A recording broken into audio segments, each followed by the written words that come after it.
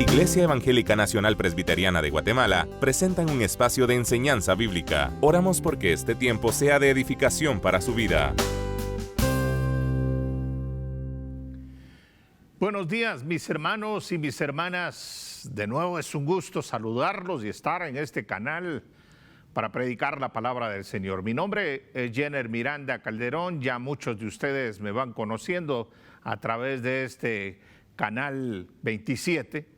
Para mí es una bendición predicar la palabra del Señor y nos hemos preparado para dejarle a ustedes esta palabra con el propósito de que su vida siga creciendo, que su vida siga fundamentándose en la fe de Cristo Jesús. Permítanme invitarlo, hermano y hermana, a leer la palabra del Señor y voy a pedirle que abra su Biblia en Juan capítulo 15, versículo 1 al 8. Por favor, tome su Biblia y vamos a conocer lo que la palabra del Señor tiene para nosotros en esta hora. La palabra del Señor dice: yo soy la vid verdadera y mi Padre es el labrador.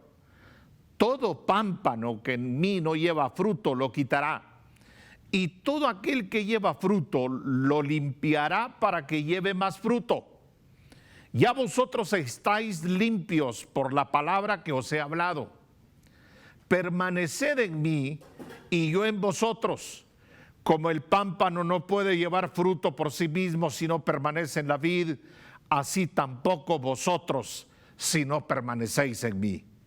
Yo soy la vid, vosotros los pámpanos. El que permanece en mí y yo en él, éste lleva mucho fruto, porque separados de mí nada podéis hacer. El que en mí no permanece será echado fuera como pámpano, y se secará, y los recogen y los echan en el fuego y arden. Si permanecéis en mí y mis palabras permanecen en vosotros, pedid todo lo que queréis y os será hecho. En esto es glorificado mi Padre, en que llevéis mucho fruto y seáis así mis discípulos. Gracias al Señor por esta palabra bendita que se ha quedado para edificar nuestra vida. Vamos a orar. En el nombre del Señor, démosle al Señor la gloria y el lugar para que su Espíritu Santo nos guíe en esta predicación. Padre, con todo nuestro corazón te bendecimos en esta hora.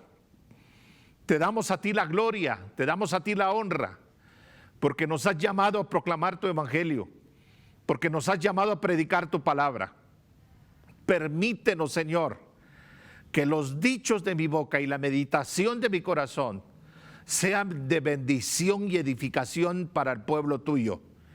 Y por sobre todas las cosas, Señor, que los dichos y las palabras que en esta hora proclamemos sean guiadas por el poder de tu Espíritu Santo. Te lo pedimos en el nombre de Cristo Jesús. Amén. Mis hermanos y mis hermanas, permítanme hablarles de un tema que es muy relevante para la vida de los cristianos y las cristianas. Yo a veces me pregunto a qué hemos venido en esta tierra. Si Dios nos ha llamado solamente a congregarnos en una congregación, estar sentados, estar ahí ubicados, acomodaditos en la congregación y decir que ya tenemos muchos años, o Dios nos llamó a otra cosa. Y eso me llama a plantearles a ustedes y entregarles este tema que es muy importante para la vida suya y para la vida nuestra. El que en Cristo permanece da mucho fruto. Y déjeme decirle algo también característico del tema de esta hora. Miren, hermanos, cuando hablamos cuando Jesús está planteando este tema sobre la vid verdadera y mi Padre es el labrador, déjeme introducir algo que va a servir para desarrollar bien el tema. En el Antiguo Testamento, lo que es la vid representa al pueblo de Israel. El Salmo 80, del 8 al 9, que nos indica específicamente esas características de la vid, que es amado y protegido del Señor, pero por su orgullo, por su testarudez, por su idolatría, por desobediencia, etcétera, se convirtió el pueblo de Israel en una vid salvaje que solo produce uvas amargas. Y usted lo puede ver en Isaías 5. Y entonces Dios viene a plantearnos sobre la necesidad de dar frutos de la auténtica vid, de la vid del reino, de la vid de Cristo Jesús. Y eso me hace pensar en las dos clases de creyentes que existen hoy. Yo no sé dónde estamos ubicados, pero es importante darlos a conocer antes de describir el pasaje de esta hora. Cuando hablamos de dos clases de creyentes, hay creyentes, oiga bien, aquellos que dependen de la psicología, de las motivaciones para alimentar su espíritu, su fe, pero que su vida y sus intereses no dan frutos del reino del Señor, no son frutos del reino de Cristo.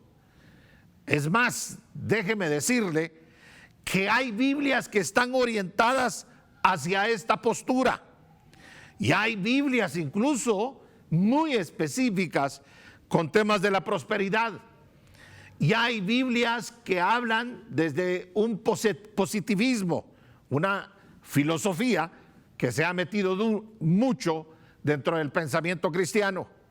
Y en inglés está surgiendo este libro o esta Biblia específicamente de la mentalidad positivista.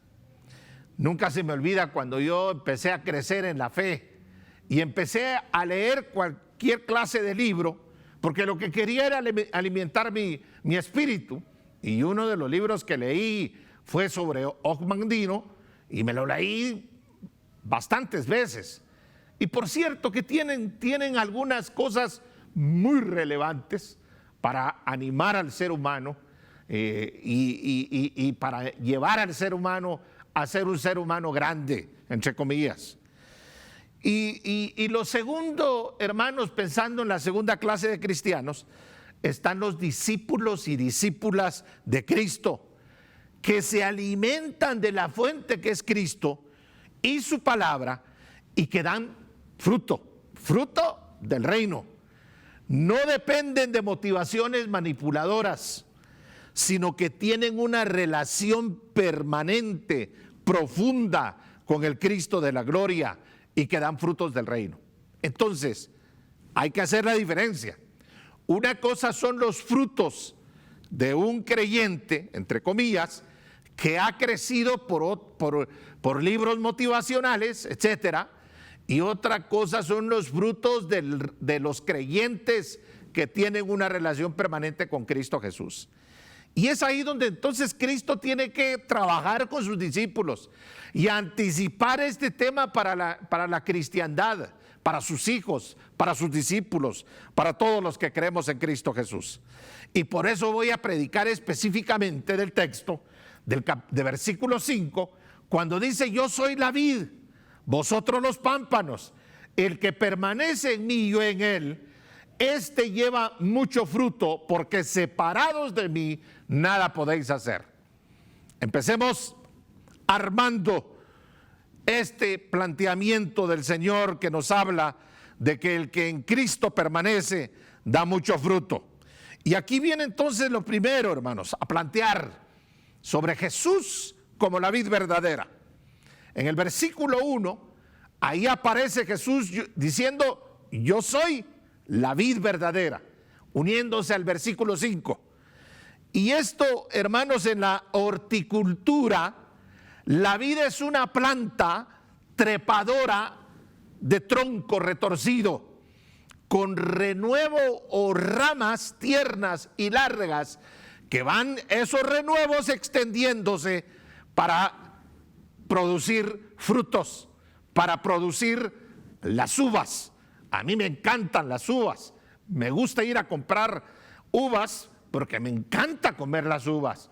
Mire, es interesante disfrutar la palabra entendiendo esta metáfora, si usted quiere, que está planteando la palabra del Señor. Ahora, ¿qué implica esta expresión? Mire, hermano, cuando la analizamos desde el texto, es una expresión concreta sobre el Mesías, sobre Cristo, sobre nuestro Salvador, el esperado, el cumplimiento de las profecías del Antiguo Testamento, el cumplimiento de esa vid que Dios esperaba que surgiera para dar los frutos del reino. Es la vid verdadera, el verdadero pueblo de Dios, formado por la vid y sus sarmientos. No hay pueblo de Dios que el que se construye a partir de Jesús.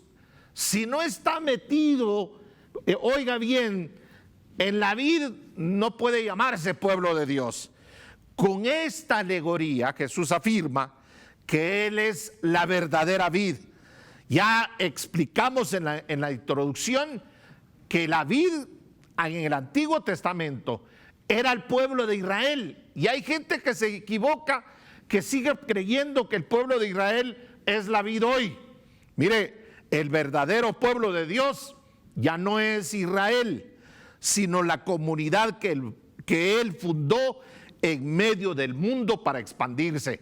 Eso hay que entenderlo bien, porque el pueblo de Israel lamentablemente le dio la espalda al Señor y le sigue dando la espalda al Señor. No quieren creer en Cristo Jesús, no quieren creer en la vid. Y entonces Jesús nos viene a dar a conocer aquí cuando plantea que Él es la vid verdadera, que es el elemento vital, oigan hermanos y hermanas, en la vida de cada creyente. Sin Él no hay nada. Mire, sin Él no hay fruto del reino. Jesús es la fuente de toda vida. La esencia de la vida está en Cristo Jesús. En otras palabras, la savia que produce el fruto. Ahí puede usted verlo despacio en Juan 6, 56, 59.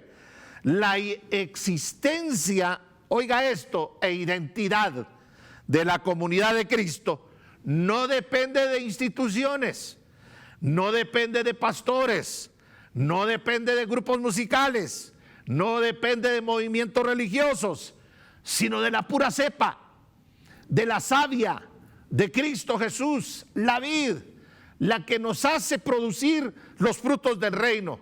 Hay tanta gente, mire, que se afana en seguir a pastores, en seguir a evangelistas, en seguir a grupos musicales. Miren, ahí no está la solución. La vid verdadera es Cristo Jesús. La vid que produce frutos es Cristo Jesús. Y cuando Cristo habla de una vid verdadera, entonces está implicando que hay una vid falsa que produce frutos agrios, que puede estar con nosotros, pero que está produciendo frutos que no son frutos del reino de Dios. Y por eso más hay un texto que va a expresar específicamente de la acción de Dios cuando dice: mi Padre es el labrador, cuida y quita, limpia, que es el versículo 3, ya vosotros estáis limpios por la palabra que os he hablado. Permaneced en mí y yo en vosotros. Como el pámpano no puede llevar fruto por sí mismo, si no permanece en la vida, así tampoco vosotros, si no permanecéis en mí. Vamos a hablar un poquito sobre la permanencia del Señor. Lo otro que quiero compartirles, hermanos, como yo dije, voy a hablar específicamente del versículo 5. Primero habla de la vid y luego dice: vosotros los pámpanos. Oigan, hermanos, aquí hay una relación de Cristo con los suyos, de una relación de dependencia mutua. No puede uno dar frutos del reino si no está muy agarrado de la vid. Juan 15:5 lo dice, ya lo leímos, cuando habla: vosotros sois los pámpanos. En otras palabras, somos las ramas o los renuevos, somos las hojas de la vid, somos las hojas del reino de Dios. El Señor Jesús utilizó las figuras de la vid y los pámpanos para enfatizar la relación vital entre Él y el creyente. Mire, cuando uno llega a una iglesia, la relación no es con el pastor. La relación con uno no es con la iglesia. Cuando uno sirve en una iglesia, cuando uno es pastor, cuando uno predica, cuando uno hace una actividad en una iglesia, la relación no es con la estructura eclesial, la relación es con Cristo. El gran error de los creyentes es poner los ojos en los seres humanos. Miren, los pastores, lo he dicho en muchas ocasiones, somos seres humanos, imperfectos como usted y como muchos seres humanos. El único, la vid verdadera, es Cristo Jesús. De Él dependemos. Entonces es toda una relación de dependencia que nos hace entender que no son los templos los que tienen el poder. Mire, los templos no producen la fe. Los templos y su realidad en Europa, por ejemplo. Miren los templos, ¿qué son hoy los templos en Europa? Son museos. Y algunos templos en Europa hasta son bares. Se perdió el sentido en Europa, esa mística que no debemos de perder en nuestras comunidades de fe, esa relación entre la vid y el pámpano. Lo que yo hago como pastor y lo que debe de hacer un pastor es insistir fuertemente en que los creyentes estén ligados a la vid, no al pastor, no a los dirigentes de una iglesia. Porque cuando se divide una iglesia, unos siguen a un pastor y otros siguen a otro dirigente y no entendieron esta dinámica del Evangelio de Cristo Jesús. Muchos miembros dicen, soy miembro de tal iglesia, y muchos se sostienen por modas eclesiásticas. Cuando las modas mueren, se mueren los creyentes, se mueren los seguidores. Eso es terrible. Por eso tenemos que recuperar la palabra, predicar la palabra y dejar muy identificada la palabra en su corazón. Yo no sé en dónde está usted puesto, no sé dónde está su fe, pero mire, como decía Kant en una ocasión, dice, se deduce que uno no puede depender de determinada moralidad. Hay muchos que padecen, que le voy a ser franco, hay muchos que enfatizan la moralidad en las congregaciones y sus predicaciones son sobre la moralidad. Pero el Evangelio va mucho más allá, mis hermanos y mis hermanas. Va mucho más allá de que yo dejo esto o dejo lo otro, que me abstengo de esto o lo otro. Mire, le voy a decir una cosa así con todo el corazón, con todo el corazón. El ser creyente es tener un estilo de vida. Y tener un estilo de vida no es un estilo cualquiera, no es un estilo del mundo, no es un estilo que la sociedad me da a conocer. El estilo de todo creyente es vivir como Cristo vivió, siguiendo las huellas del Cristo resucitado. Por eso es importante, iglesia bendita. Mire, Jesús deja claro que en nuestra relación con Él, en nuestro morar en Él, está la clave.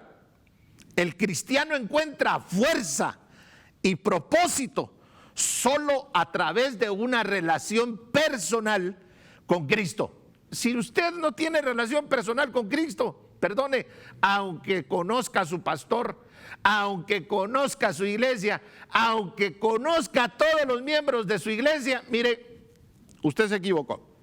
No entendió que es ser creyente, no entendió que es ser cristiano. Por eso es importante entender este planteamiento. El cristiano encuentra, mire, fuerza y propósito solo a través de una relación personal con Cristo.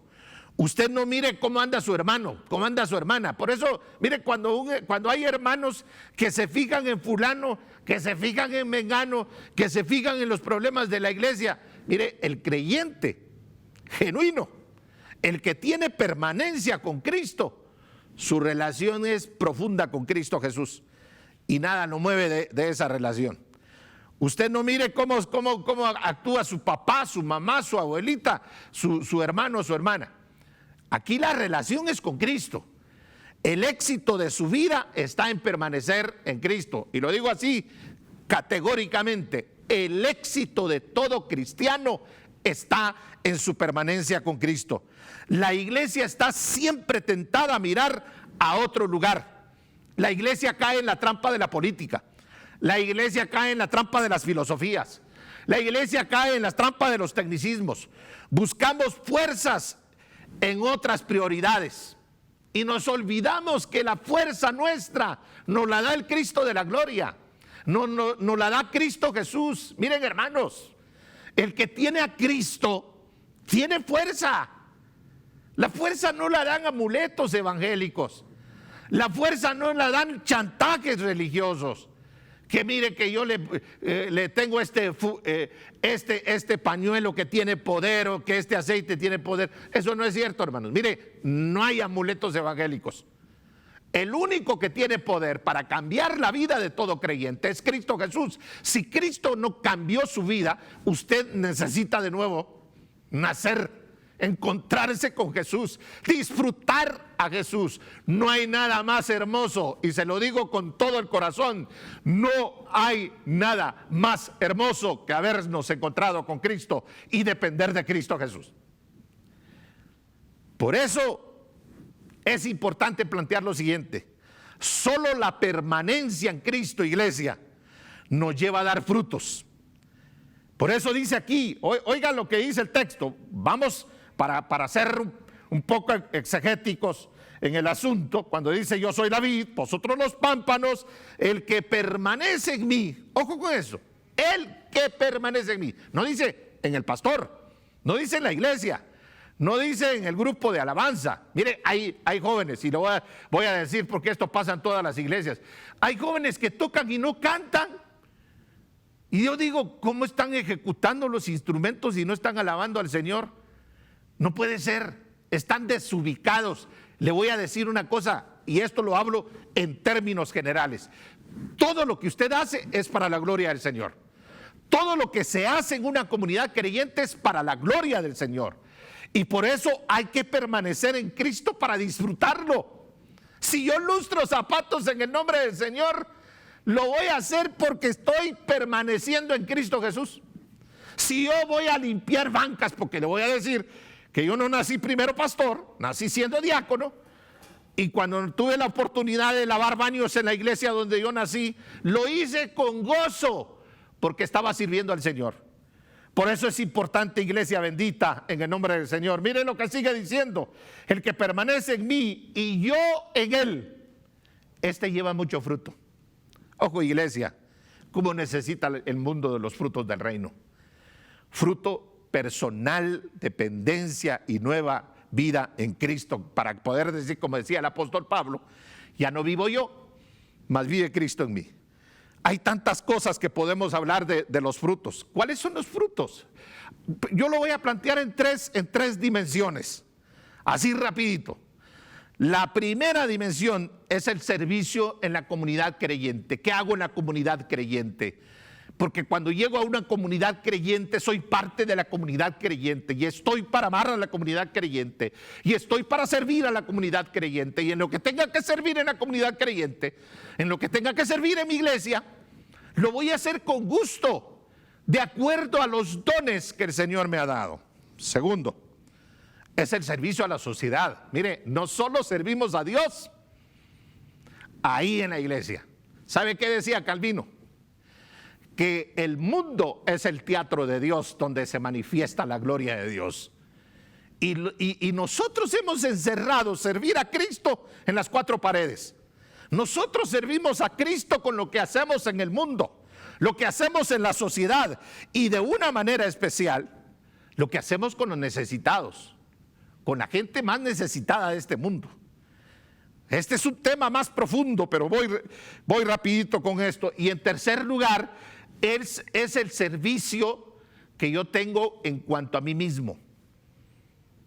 ¿Cómo me cuido? ¿Cómo me trato en oración, en estudio de la palabra, en la convivencia con la comunidad creyente? Hay muchos que no crecen porque se olvidan realmente de permanecer en Cristo Jesús. Los resultados de la no permanencia, mire cómo viene después la palabra a dar a conocer esto, los resultados de la permanencia y la no permanencia. Primero dice, si el que en mí no permanece, versículo 6, será echado fuera como pámpano y se secará, y los recogen y los echan en el fuego y arden. Si permanecéis en mí y mis palabras permanecen en vosotros, pedid todo lo que queréis y os será hecho. En esto es glorificado mi Padre, en que llevéis mucho fruto y seáis así mis discípulos. El discípulo produce. El que no es discípulo es un aficionado, como tantos hay hoy. Lo desafío a la siguiente, iglesia bendita. En este mundo en crisis, en esta sociedad de fantasías y desaciertos, la palabra nos invita a permanecer en la vid, permanecer en Cristo, a una total dependencia con el Rey de Reyes y Señor de Señores. Él es nuestro sustento. Una de las mayores tragedias de los cristianos y de las comunidades cristianas es la de practicar una religión sin ningún contacto con el resucitado, con la vida. Mantenga una dependencia con Cristo, hermano. Hoy nos invita la palabra a tomar el tiempo para permanecer en Cristo, la vid, para dar los frutos personales, comunitarios, en la sociedad, en todos lados, en las misiones, a dar frutos del reino, básicamente en la iglesia y en la sociedad. No somos autosuficientes, dependemos de Cristo y solamente con Cristo vamos a dar los frutos de Cristo. Hoy nos llama el Señor a dar frutos y muchos. ¿Usted está dando frutos? ¿Cómo está su vida? El Señor no nos llamó, el Señor no tiene aficionados, hermanos. El Señor tiene, mire, como dice ahí, pámpanos. Si usted no es pámpano, qué triste sería. Oremos al Señor. Ahí donde está, lo voy a invitar a que haga un compromiso serio con el Cristo de la gloria. Dígale en esta hora, creyente, dígale al Señor: Padre, tú sabes, Señor, que no estoy dando frutos. Y te pido perdón, Padre, porque muchas veces he entendido mal el servir dentro de la iglesia y fuera de la iglesia. Pero hoy, Padre, en el nombre de Cristo Jesús, te pido que en este día tu Espíritu Santo, tu savia poderosa, se manifieste para que yo sea una persona, un creyente, un discípulo que dé los frutos de tu reino. Aquí está mi vida, Señor, para servirte a ti, Padre eterno, para ser útil para tu gloria, Cristo Jesús. A ti la gloria por siempre. Alabado y glorificado sea tu nombre en Cristo Jesús. Amén. Gloria al Señor. A dar frutos, mis hermanos. Este fue un espacio de enseñanza bíblica junto a Iglesia Evangélica Nacional Presbiteriana de Guatemala. Damos gloria a Dios por su palabra.